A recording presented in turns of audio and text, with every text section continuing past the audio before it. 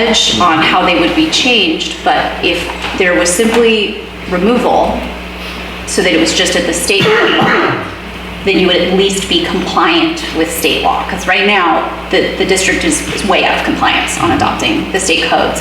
And what you're gonna end up with is potential builder's remedy issues where they don't have to go through plan check with the fire chief on our more stringent standards. It will necessarily. Apply to the old code. Right, to the old code, but not to the new things. If it just sits out there. And the changes. And some of the new changes are not these sprinkler requirements. There's other things in there that do make sense potentially for the community if you're looking at them. So it's not an all or nothing approach is all I want to say. Sure, and I guess that's worth discussing. I mean, that's my main issues with it. I don't know if looking at the red lines. Just to be clear, there's been not one phone call, not one email, not one correspondence, not one door knock regarding this until today's meeting. If there's a specific item you'd like to discuss, I'm willing to discuss it here. If this is the proper format to do it, or if you'd like to send an email, we could address it then and bring it back next month, whatever the case may be. Eventually, as legal said, we are bound to adopt something, and we are out of compliance. And this is the 4th month, if not the 5th month this has been brought forward. And this should have been done in December, but we spent time in December trying to go backwards. So I urge you to look at it and move forward. I don't think of anything in this ordinance that is providing an undue burden to anybody doing construction or trying to do construction. Well, some of this is very vague. Mr. Young. So everything is subject to interpretation. The Constitution is subject to interpretation. Well, if you point out what is vague, I can clarify it for you. So sprinklers should be required when occupancy changes increase fire risk or hazard. So who's to determine whether that occupancy increases the fire risk? So if you understand the fire code, then you'll know there's an A, B, C occupancy, R occupancy. So whatever that occupancy is, I'm not going to identify every single one. It's in the fire code. So if you have a building that is a storage building, for example, and you decide that you want to convert that storage building into a multifamily extended daycare facility, that is a change of occupancy, and that is going to require additional conditions. Okay. So that is left to plan review. So plan review is where this gets implemented. And the change of occupancy, the elevated risk, if you have a business that's on Mission Street somewhere, and you decide that you want to turn your business, which was a retail business, which would be a B occupancy, into a restaurant with above 50 people. Well, now you're in an A occupancy, so now that's going to trigger fire sprinklers. We're not going to define every single change of occupancy. It's in the fire code in section 9. Okay. So the next line beneath that one is... Can you tell me which page you're on so I can follow this? I'm on page 16. So section 5, C5, when the proposed changes increase fire risk or hazard. Well, who's to determine that? I'm saying it's very, very vague. It's within the code. So that's going to change your increased risk of hazard. If we have this building, for example, we decide, not we, but the senior center decides they want to have another cooking service and they want to extend their kitchen. They just increase their fire risk by providing, or by the proposal of furnishing a second kitchen. So it's all subject to interpretation of the code, and you have to know the code and be able to find what the change of occupancy or what the changes are going to trigger the change of occupancy. We can't sit there and go, ABC is going to equal D. It's not math. I understand, but I'm saying it is substantially vague enough that there's enough interpretation that if anyone's reading this, it's essentially any changes to any existing structure will likely require fire sprinklers. That's how I'm reading it. That's not the case. I'm just saying. Unfortunately, within San Miguel, most people do things without the benefit of perimeter inspections, but that's a different issue altogether. It is, in fact. So, all these 5, 6, 7, and 8, which are all new, I don't agree with. I think that it's vague and onerous. I could give you living, breathing examples of every one of what drove those changes. So when the occupancy changes increase the fire risk or hazard. Living, breathing example, the building on the corner of N Street, 15th Street, which was a canopy, and now it's an enclosed building. And now the enclosed building is having a whole new roof. There's not one stick of lumber that was original in that footprint. That is a change that increased the fire risk because it was an open storage canopy.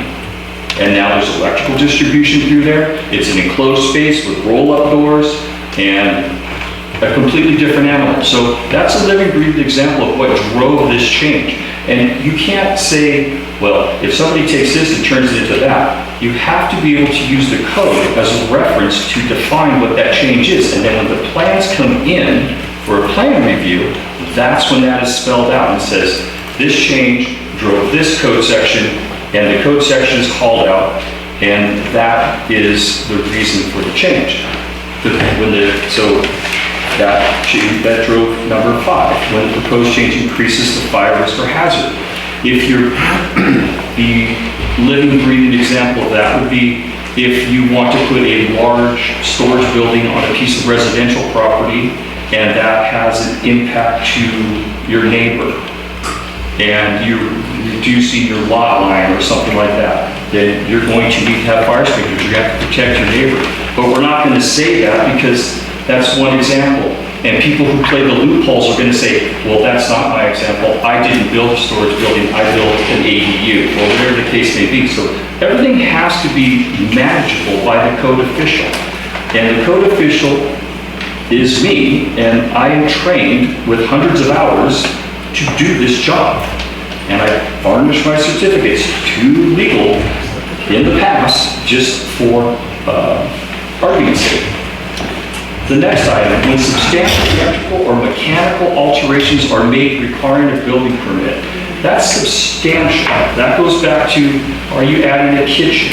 Are you putting in some sort of processing facility?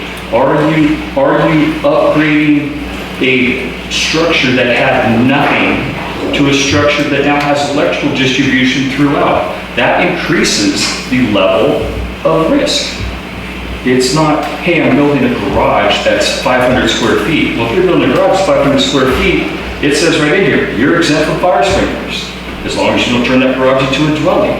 And people do that. So if you have a 600 square foot garage, and you decide you're gonna turn that to a dwelling, that's gonna trigger a code review, a plan check review. And that plan check review is gonna go through the fire code, it's gonna go through the building code, we're gonna go through every element. And the fire code is 900 pages. You know, the building code is probably 1,800 pages. The WUBI code is another 400 pages. And then our local ordinance is mere 16 pages. So the local ordinance is just a drill down for our conditions. And our conditions have to have a basis for what is acceptable within our community's footprint, and how we are able to protect our citizens within San Miguel. The next item, when 25% of the sheetrock is replaced. Living, breathing example, 1075 Mission Street. There was a fire at 1075 Mission Street.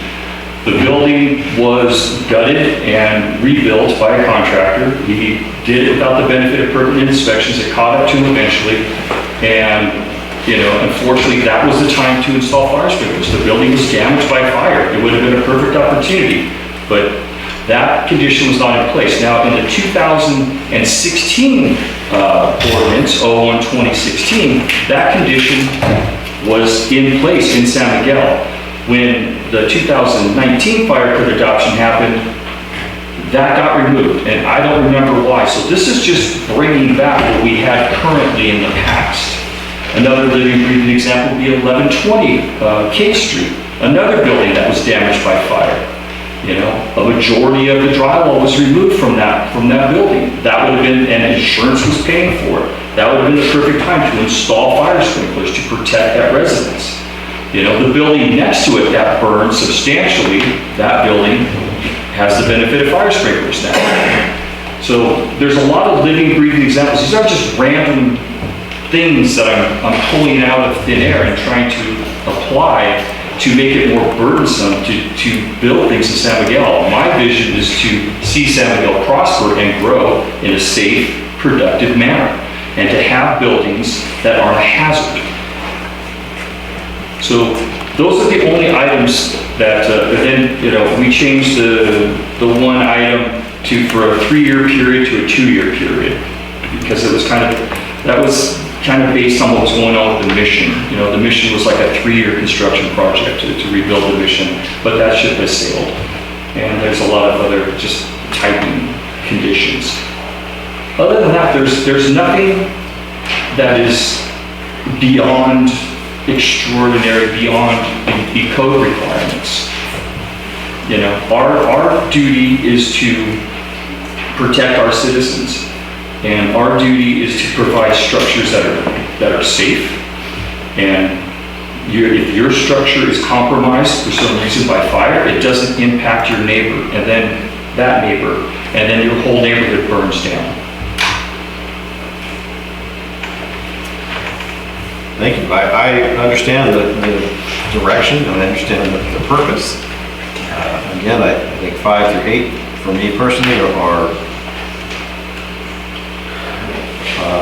again, vague and subject to too much interpretation, and is essentially putting all the responsibility of approval or non-approval in your hands without any black and white.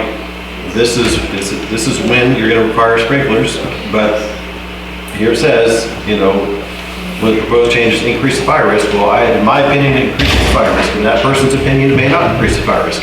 So again, it's pitting people who want to do work to their homes against you and or the district. So for me, I would be fine with approving this minus 5 through 8. All the other changes I'm fine with. Without those items being modified, then it's even more ambiguous, because now it's within the fire code to say when the occupancy changes. And you could take those out and it's still going to be up to the AHJ's interpretation of the code. So this gives you a basic yellow light, essentially. If you're doing a construction project, it's going to give you a heads up and say, hey, I should probably check before I go too far along in this process. Without it, you're going to go through all your plan check, and you're going to go through your process, and you're going to pay your designer, and you're going to get your plan submitted, and they're going to come to my desk, and I'm going to look at it and go, your occupancy changed, or you're adding infrastructure. And then I'll just rely on the fire code, and I'll go to section 2, or I'll go to section 9, and we'll tell you what the changes are, and you won't have a warning. But if the board collectively decides to do that, you know, without any training experience with the fire code, I would assume legal would support that. Yeah, you guys do whatever you want as long as you adopt the fire code, at least the base fire code. And you can't be less restrictive than the state fire code. Right. Those are the limits. Okay. Well, again, I would approve minus 5 through 8. Do you want to make a motion? I would motion to adopt minus sections C5 through C8. Is that right? C? Section It's- 7. Section 7, Subsection C. subsection C, items 5 through 8. Page 16.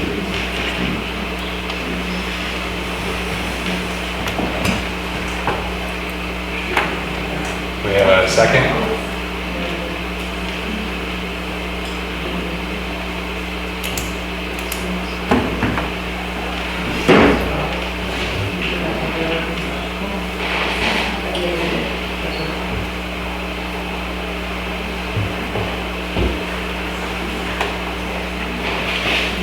Director Davis or Director Beatty, do you want to do a second? 1 second, please, Kelly.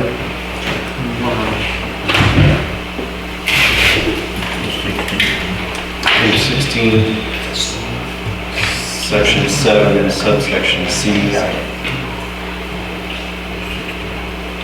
Well then if we get rid of 5 through 8, the exceptions below it don't make sense. Right? The exceptions below it were existing before. Yeah, they apply to the increase in square footage, not that 25% in the exceptions doesn't correspond with the 25% you see above, because that just has to do with existing sheetrock.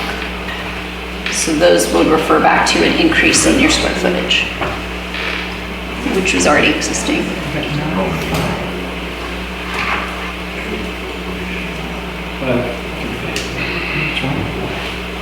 I don't know.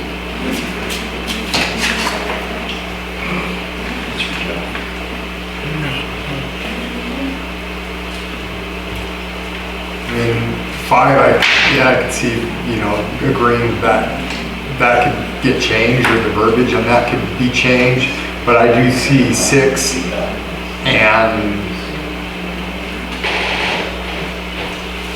and 7. I still believe those 2 should still be in there. Commercial equipment requires a building permit to know, definitely, 100%. All the buildings here in town, it's commercial buildings. I would know, if I'm going into a building that, one of these buildings, and it's used for, it's commercial, so if I go in there, I want to know that I'm safe. That building, I've seen the homes around here, I've seen the buildings in this town firsthand burned to the ground because of there's no fire, no sprinklers. Essentially what we're saying is anytime a building permit is pulled, sprinklers are going to be required, no matter. On commercial equipment. No. So That's electrical and mechanical. Number 7, yes. That's what I'm talking about, 7. Okay. When commercial equipment requires a building permit is installed. Okay, but then we just above it, section 6, when substantial electrical or mechanical alterations are made, requiring a building permit. So anything you pull a permit for, we're going to have to install sprinklers? Substantial electrical. I understand. Or mechanical. So unless you plan on having a room full of, computer equipment, or a kitchen, a full-on kitchen, mechanical alterations, I mean, I don't know what would justify that, but I do 100% if you're gonna be adding on electrical, substantial electrical to Again, what's substantial electrical? It's vague. You're saying that it requires a permit. So anything you're doing that is electrical or mechanical in nature requires a permit, you're gonna have to put sprinklers in that structure. Can we have that? Sure. Can we have that? What if we define substantial?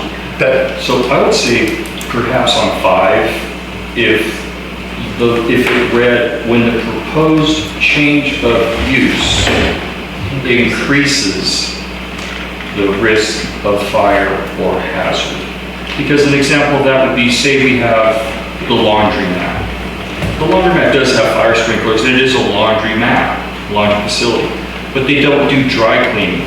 Director Smiley could speak to the hazards involved with dry cleaning and what the additional risk is with dry cleaning versus laundry. So that is a change of use. Maybe that would be more palatable, but it's still a change of use that increases the hazard. And the code has to be read through to figure out what the changes are to trigger certain things. We can't pull out section 2 definitions of the fire code, which is probably 80 pages, and install that into our ordinance. That makes no sense. I agree.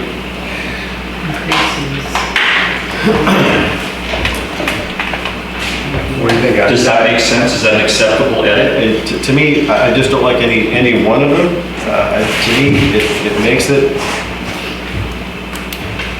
and I can recall people speaking to this when we had this read before, contractors specifically, and it reads in a way that you make changes to your property, you're going to be putting fire sprinklers in one way. Now, 25% of sheetrock.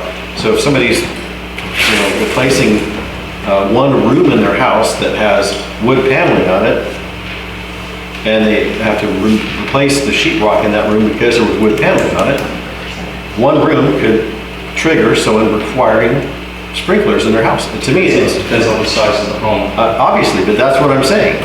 It's written in a way that if you are a person that wants to do some remodeling or work on your home, this reads like no matter what you do, you're going to be putting sprinklers in that house, which is obviously an added cost. Sure, it's a safety feature, but if this person has a house that, they can just afford the renovations without the fire sprinklers, then now they can't do it. So I don't like 5 through 8. I don't think that there's anything you can rewrite that will make me okay with 5 through 8. They're new. That's stated. These weren't in the previous. The oddity is this was approved at the January meeting, and now we're back at square one, and everything has been as is until Mr. Campbell spoke up with his designer and Mr. Mundy. Up until then, there were no issues. It was voted 3-1-1. Okay. Without issue. We're here today. Yeah. Today.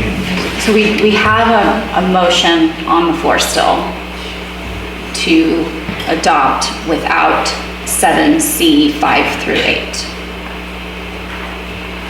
Unless there's a second, then that's gonna die. I motion to approve this, take out 5 change the verbiage on 5 and get rid of 8. I mean, then it wouldn't be requiring somebody, the average Joe, the average homeowner to have to go, if they were doing 25% of work, to have to install fire sprinklers through their home. Because I understand it can be expensive, especially if your home was not designed that way. Right. So, I mean, is that something? Well, we already have a motion, so that motion would have to be rescinded and then another motion made. Well, there's no second, so that motion died. Okay, so it's a new motion. Yeah. And what is it here? Just as a comment, if you want, I wouldn't disagree with removing 8 at all. How would you reword the other one? Rewording it by, like, Did you say five? Mr. Young said, when the proposed use changes, increase fire, adding the word use. The proposed change of use increases fire risk or hazard. So if they're going from, laundromat to a. So you have 2 different items. So we're not talking about, that has nothing to do with addressing, things in a residential nature. I'm less concerned on the commercial side. Yeah. Than I am for residents that, if somebody has a business, it's cost of doing business, they're modernizing their property, whatever. I don't have any issues with that. Although we want to spur development commercially, we want businesses to come here and be able to again afford to rehab whatever building that they want to do whatever business in. So for me, these are a hindrance. They are 6 and 7, are they directed towards residential? So the entire fire code is basically focused on commercial, and then the R occupancies are 2 or 3 are residential. And with our dynamic, we have very little go back on residential unless you're actually applying for a permit, stuff like that. We don't do residential home inspections, we do commercial inspections. So the primary focus of the fire code is commercial, and the commercial occupancies, the A, the B, the C, the multi-use, things of that nature. The R occupancies, you're usually going to get a permit for when you initially build. If you build anything new in San Miguel, you're going to have fire sprinklers. If you build any new home in California, you're going to install fire sprinklers. So it's basically focused on commercial work. You're not going to do a substantial mechanical alteration to a residence unless you decide that you have a larger or a smaller home, whatever. If you could put a commercial kitchen in any home if you chose to, right? But you have to get health department inspections, you're gonna have to have fire department inspections, and if you decide to have a commercial home in your residence, that's 100% acceptable, but you're turning your residence into a business and you're gonna have to have fire sprinklers because you increase the hazard to yourself and the hazard to your neighbor. That's a living, breathing example.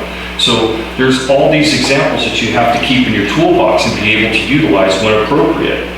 Now, when not appropriate, I don't think it's appropriate to say, oh, you did a residential solar system, solar array, and now your solar array has a disconnect, and your disconnect, well, you need to have a bigger sub panel or a bigger panel.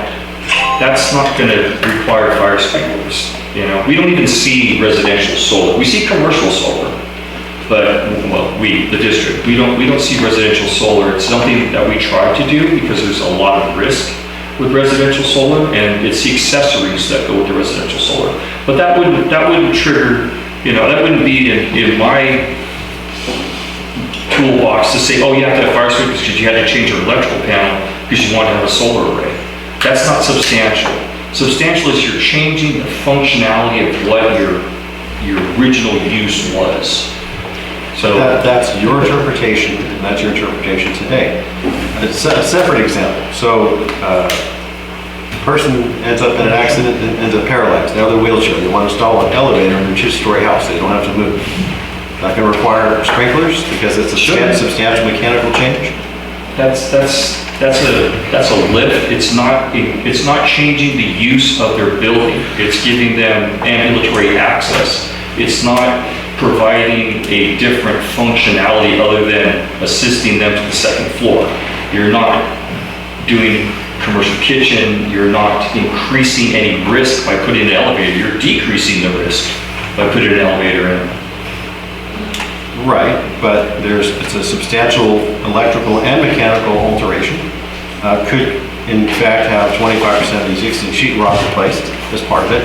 So that's what I'm saying, is that there are things in here that could be applied that I don't like for the residents of San Miguel. There are plenty of conditions within the fire code, within the building code, that are going to trigger a phenomenal amount of scrutiny.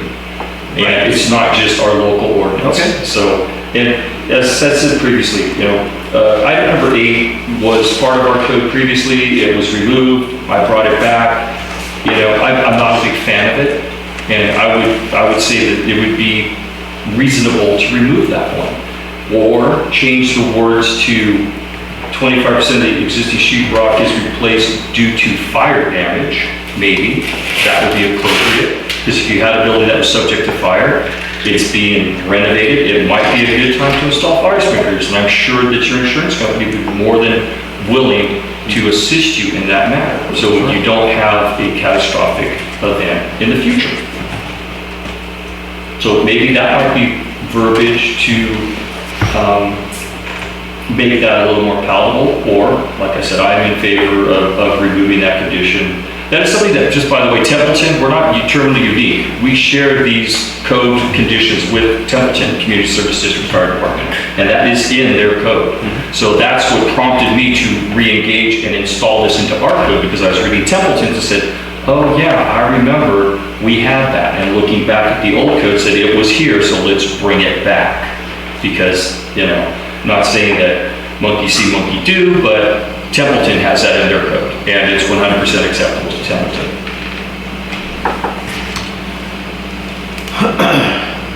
You know, It's mainly for residential stuff. It's item 7, where we're talking about commercial equipment, you know, again, to my elevator example, that's technically a commercial item. It's not really a residential item, but excuse me? it depends upon who would be producing it. If you put a lift in your home, there's residential lift services that come in and they put residential lifts in. I suppose that's true. They're pretty cool. There's one over on Cross Canyon Road. They have one. It's amazing. And it's just basically they just cut a hole in the floor and they put in a shaft and there you are. It's a residential home, there's no fire separation issues. Just a lift. And it's 110 power. It doesn't take a whole lot of electricity. They're not putting in a shaft and a hoist system and everything else. It's pretty much on actuators. So, item number 7, I can probably live with, but 5, 6, and 8, I cannot. I support item 8 being removed if that gets this done. Director Davis, you're quiet on this. Yeah, well, like I said, I read through all these pages, and I've seen a lot of little things in there.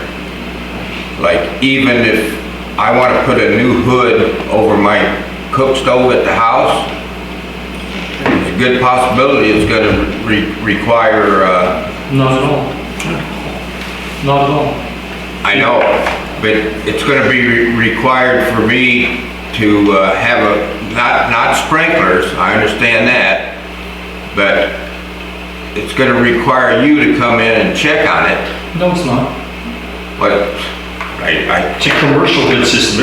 We have a whole section regarding commercial hood systems and the requirements for a commercial hood system because they're extremely dangerous. That's why. Well, I understand that, yeah. So if you put a commercial kitchen in your home, then yes, it's going to require a commercial hood with an ANSOL system, and we're going to inspect it, and we're going to have a balloon test and all the other stuff that goes along with it, and then you'll have to sprinkle your house because you put a commercial kitchen in your home. But you're not going to do that. If you go and you take out your microwave, because your microwave is your vent above your stove, you're going to go to Lowe's, you're going to buy a new microwave, you're going to stick the thing in with a built-in vent and call it a day.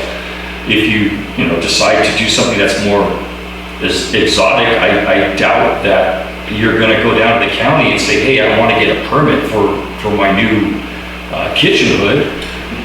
I doubt that's going to happen, so we're not going to be none the wiser. We're not going to demand that we come in and check your home. But if you do something that requires a permit, as I said previously, you have your house and you decide, I want to turn it into an Airbnb with a full commercial kitchen. That's Well, I understand that, yeah. That's 100% different.